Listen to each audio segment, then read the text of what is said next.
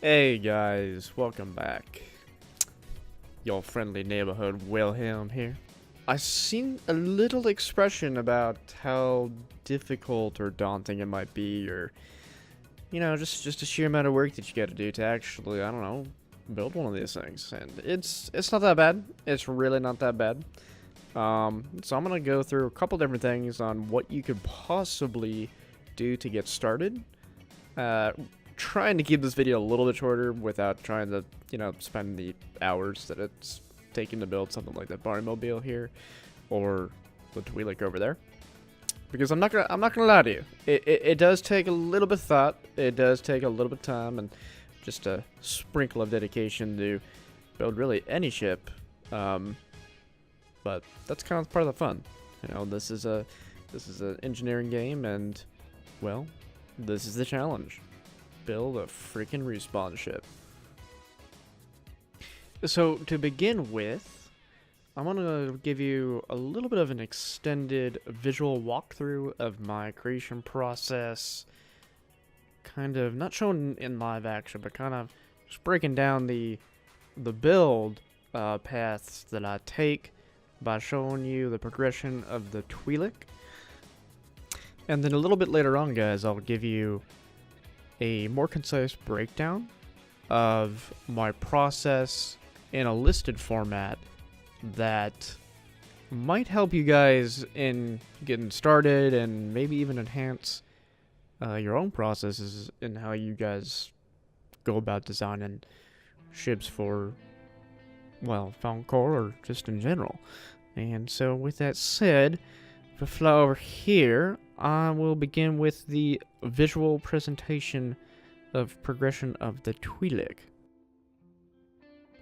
I took the original body of definitely not a penis, and I don't know what was happening with this. I had some ideas, and I thought I could use large thrusters and be all smart and shit, but you don't have enough power, so ignore mistake one.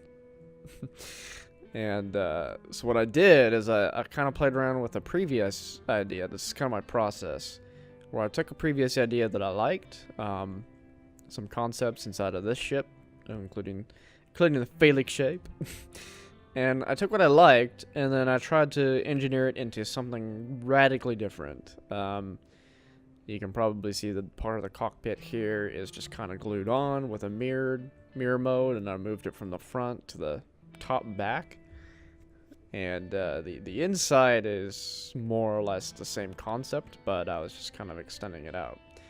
And I just did not like this, as you possibly have already seen.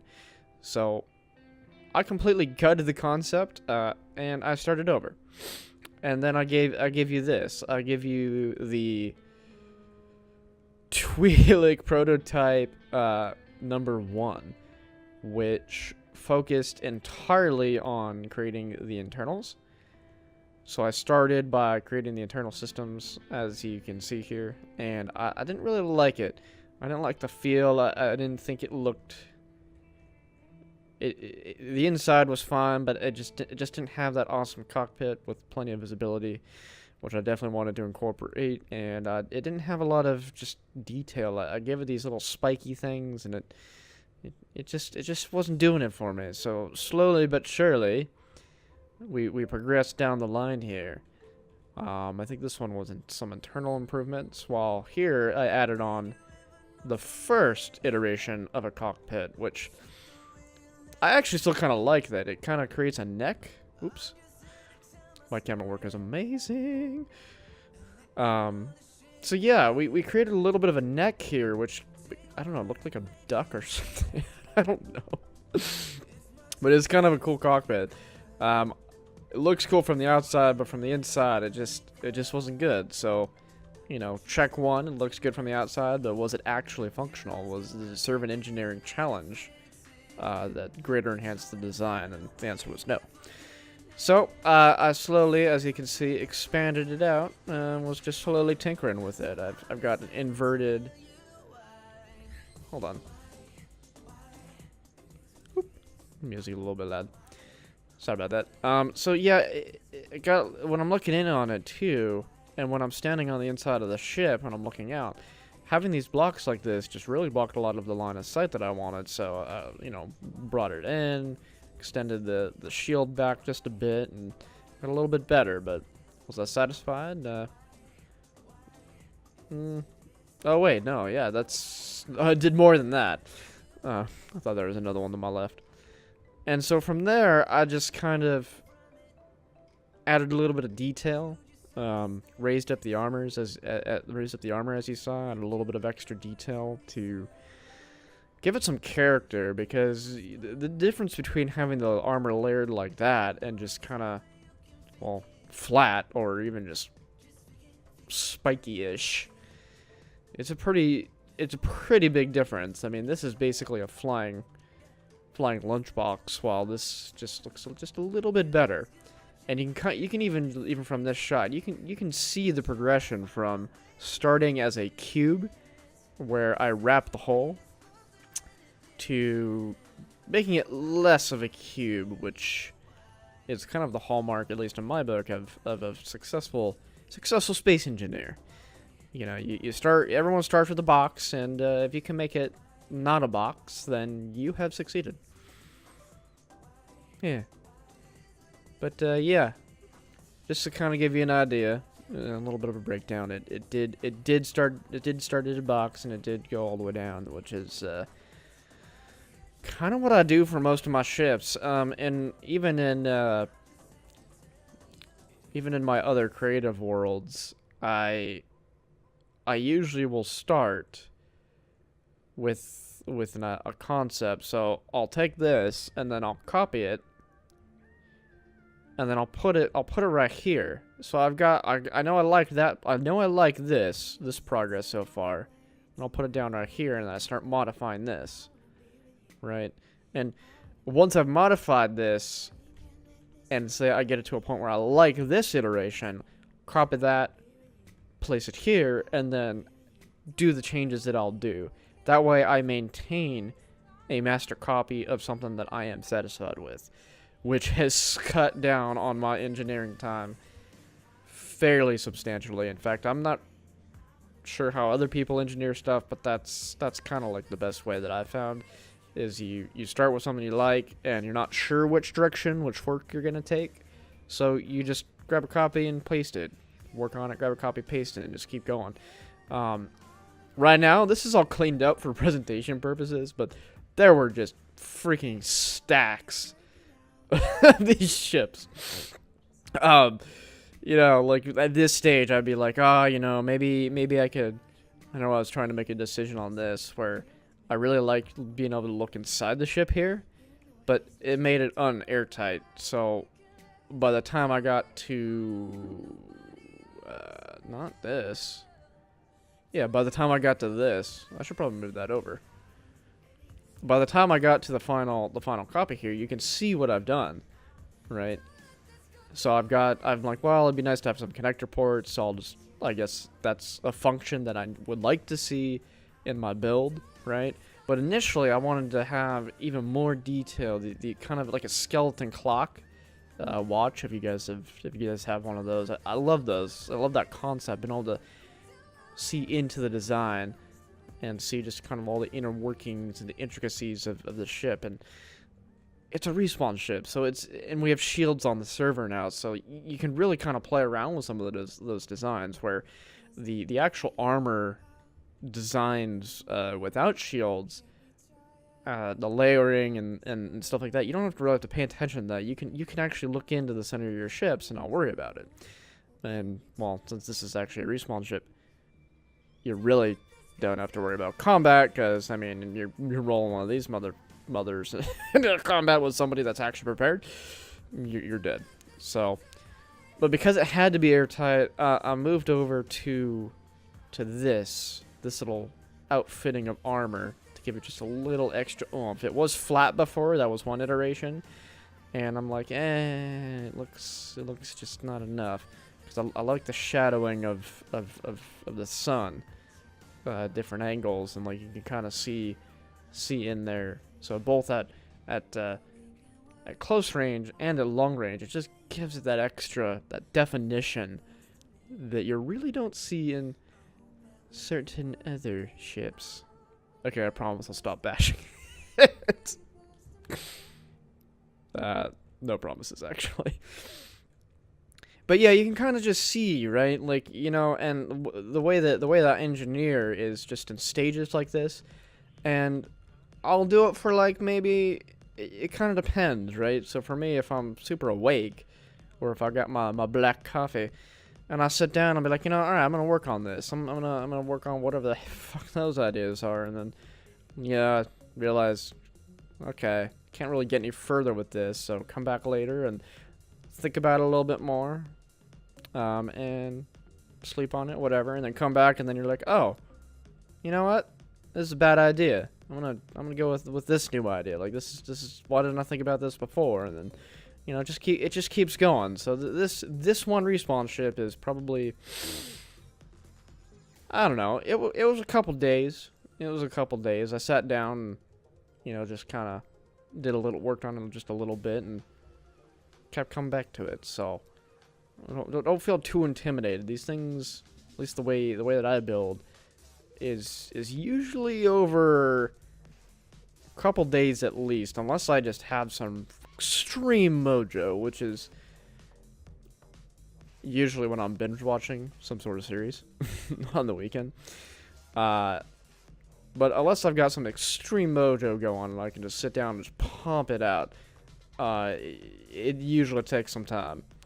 Like, even with this iteration right here, I was thinking about it after I put the video up. And I put a copy down here, and I was like, I forgot my oxygen farm. How the fuck did I forget my oxygen farm? Like, it's... I must have mentioned it, like, I don't even know how many times. So, I'm like, well, I want to implement the oxygen farm, so where am I gonna stick this? And so, yeah, that's actually one of the reasons why I haven't submitted any of my final submissions.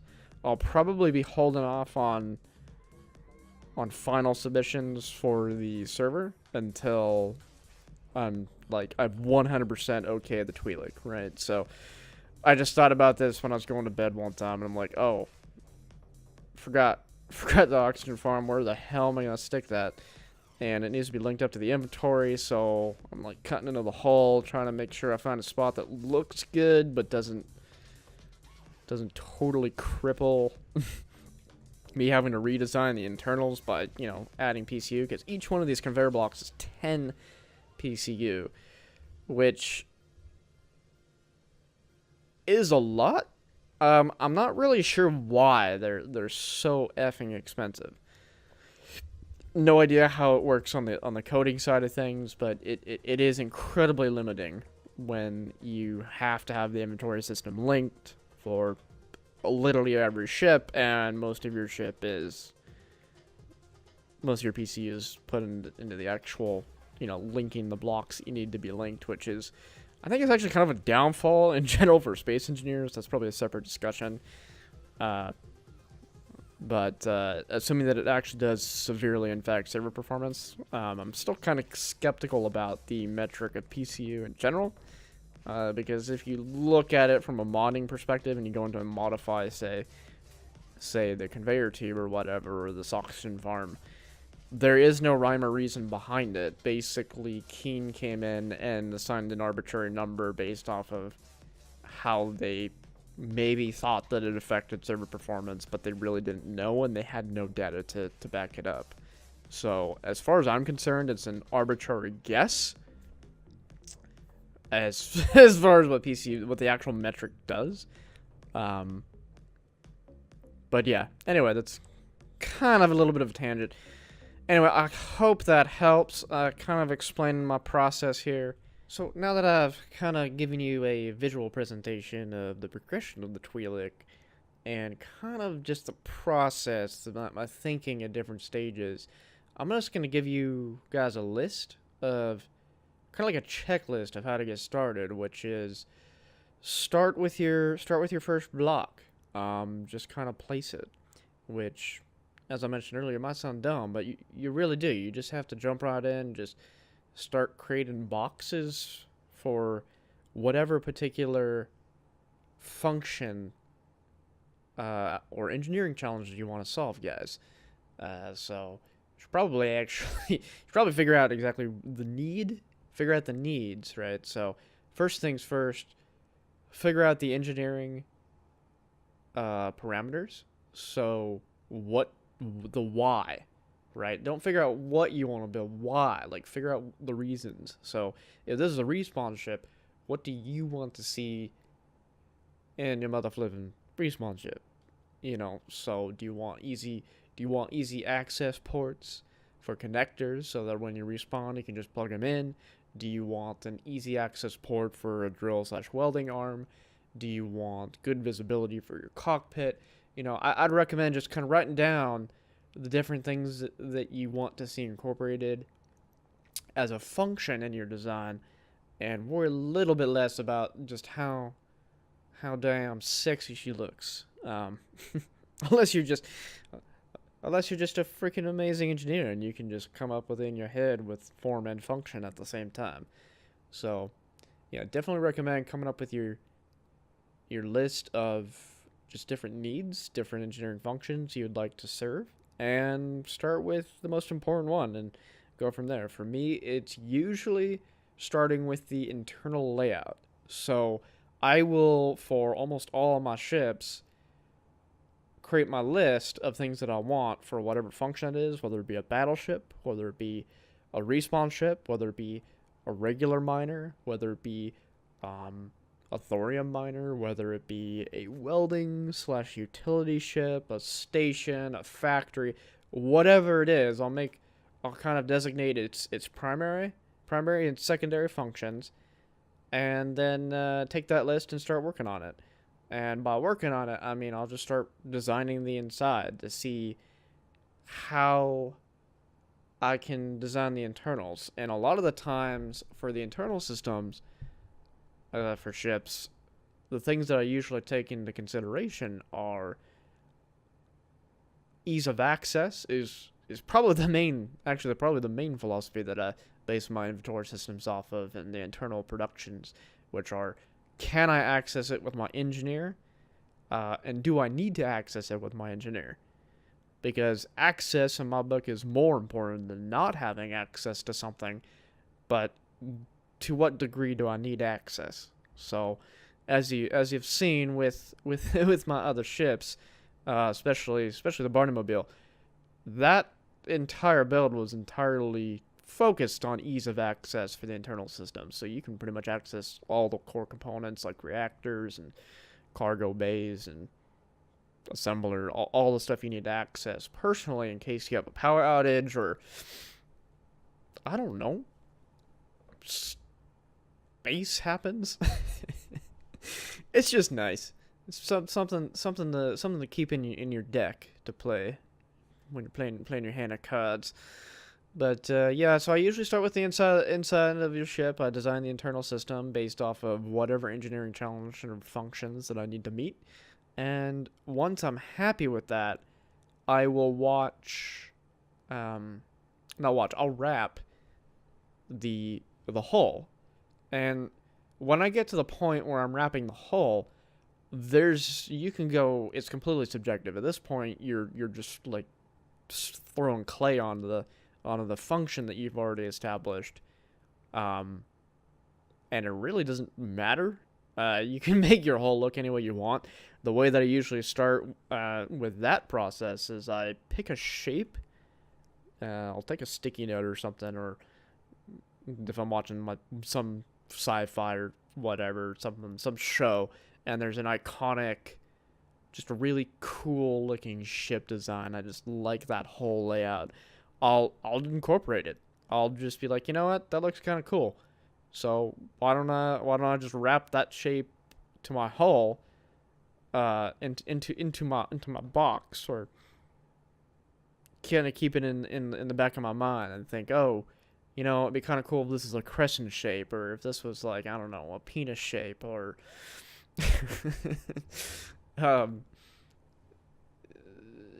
anything really, anything that isn't a box, basically.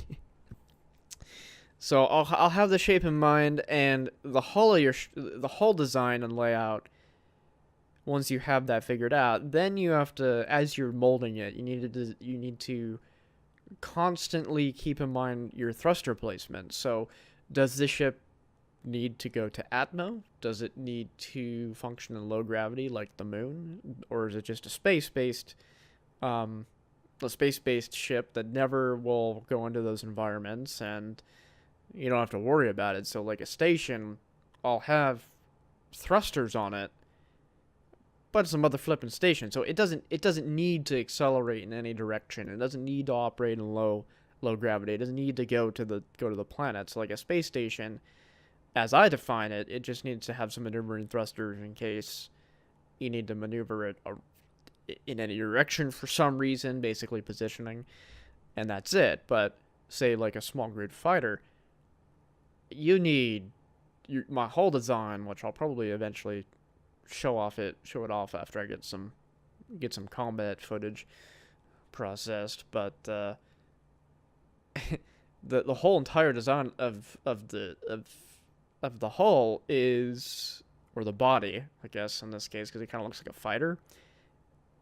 It's wrapped around the thrusters. So the thrusters, there's just a shitload of thrusters, where I need them to be to fulfill the function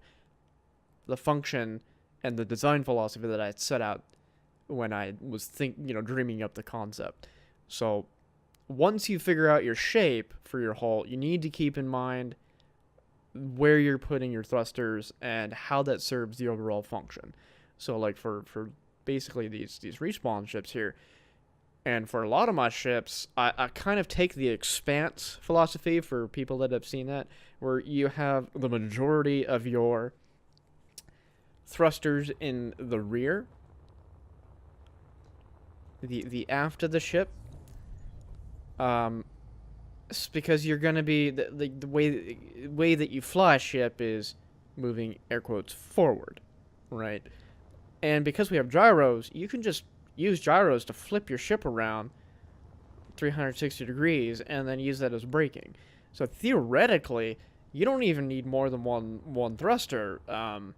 They're definitely, I don't recommend that because it's really nice to use, the inertial dampeners to stop yourself. But yeah, you really don't even need these if you think about it. But yeah, so for the layout, let's just look at the thrusters of this hull. The philosophy behind this is that this is your first freaking respawn ship. There might be noobs, there might be veterans, there might be whatevers. Everyone's going to be starting in this thing regardless. You get wiped. So why do I have a pretty even coverage? Pretty even coverage of thruster layout. Well, I definitely want a lot of forward thrust. So I've got 6 in the back, and I've got like 4 in the front, because the front braking is less important than acceleration for me. Because again, you can just flip the ship around if you need those extra 3 thrusters. While the right and left, the W, what is that? A and W, when I'm looking at an asteroid, like pretend there's an asteroid right in front of us, when I'm mining, I like to use left and right to kind of like, move this way, aim this way with your miner. So I use left and right a hell of a lot more than I do up and down, mainly because the C button on the keyboard it's just harder to, you gotta take your fingers off of WASD, which is kind of the default for almost every game on the face of the planet for movement. So I've been indoctrinated. So left and right is just more natural than spacebar C. So that's why I have less thrusters up here. It's gonna be used less by less people. At least that's just my thinking. So I have a nice spread for this particular thruster layout. So yeah, working on your working on your thruster placement while you're wrapping your hull. Very important. They go hand in hand, and a lot of the times, depending on what you're trying to achieve, like a fighter, especially combat ships, your maneuverability is a very important thing, obviously. So if your helm doesn't answer when you're designing it, like you design this ridiculously cool ship and it looks amazing, but its maneuverability is just trash, then, well, kind of reduces its combat effectiveness by a pretty huge margin. So you might want to consider while they're designing the thing, which I definitely did, is don't wait until what you think is the final product to start testing your maneuverability. Start testing it right there. Here, now. Like, just start tinkering with it. You probably have noticed that this layout is a little bit different than the final product, and I think there's, what, 6 and 6, which was like my go-to to begin with. But I realized I don't really need that, waste that PCU, because you don't need to stop as much, and, you know, definitely test it as you're wrapping your hull. That should definitely be something you're checking out while building. So once you get that, and you get your hull, fucking save your game and go do your thing. Recommend real life stuff. Come back with a fresh mind and then just look at it and just try to figure it out. That's kind of what happened with this thing over here, where I'm like, oh yeah, I think this is it, you know. So I think I'm done. I'm freaking put a video out and just kind of talk about it like 3 o'clock in the morning or whatever the fuck it was. And I'm like, yeah, that's definitely it. And then I freaking thought about it randomly, as you do when you start thinking in the middle of the night, and you're like, oh, forgot my oxygen farm. So yeah, definitely once you think you finally have completed that process, you've done your design philosophy, you've built your internal system, you've wrapped your hull with thrust replacement in mind, and you've tested it and vetted it to your satisfaction, sleep on it, you know, or play another game, do something else, go talk to people, I don't know, whatever it is you do that isn't Space Engineers, and come back to it and with a fresh mind and look at it, and then you'll find probably something you missed, or maybe you come up with an idea that you want to incorporate. But yeah, that's kind of my process. I think that a lot of people might get, I don't know, they might get a little bit daunted by the engineering challenge. I've seen good designers, I've seen bad designers, and I don't want to say that Space Engineers is a skill, but being able to organize your project to accomplish your objectives is most definitely a skill, and Space Engineers itself for designing is a way in which you can definitely work on that. Anyway, guys, this has been your friendly neighborhood with him. I hope that my ramblings and jamblings and speech impediments have helped to a certain degree.